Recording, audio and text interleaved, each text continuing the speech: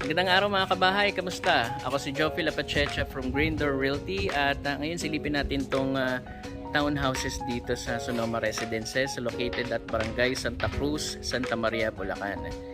As per checking pala mga kabahay, sa APEC portal, tatlong pre-selling units na lang ang available dito sa Sonoma. So kung gusto nyo mag-avail, bibigay ko sa inyo yung mga detalye nito. Ang total contract price nito ay 1.4 plus M.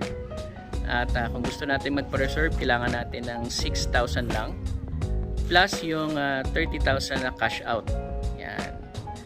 Ang down payment pala nito is for 18 months for 9,500. So once na ma-complete natin yung 18 months na down payment, tsaka naman ipaprocess yung pag-ibig loan.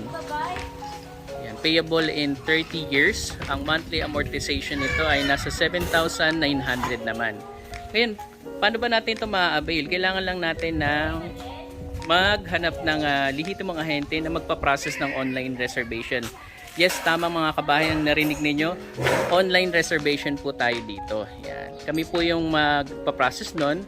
Ilalatag lang namin sa inyo yung available units kung nakapili na kayo ng block and lot, tsaka tayo magpo-proceed sa processing ng reservation through online. So, kailangan lang din natin magdagdag ng 300 for the processing fee na mapupunta naman yun kay APEC. Now, pag na-process na natin at successful na yung online reservation, magpo-proceed naman tayo sa pagko-comply naman ng basic requirements. Ano-ano ba yung mga basic requirements na kailangan na maisubmit natin sa APEC. Number 1 ay ang valid IDs. Isang government at company ID. Pangalawa, ang payslip, 2 buwan, or certificate of employment with compensation. Pangatlo naman ay ang proof of billing. Pwedeng Meralco, Maynila, Nawasa, or any other utility bills na meron tayo. Pang-apat ay ang birth certificate kung ikaw ay single. Pag married naman sa babae, kailangan lang natin ng marriage contract.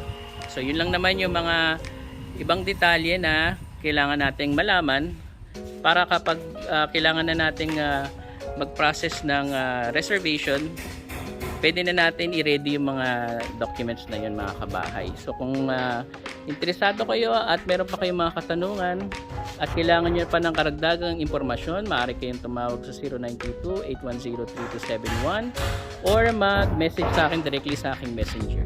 Maraming salamat!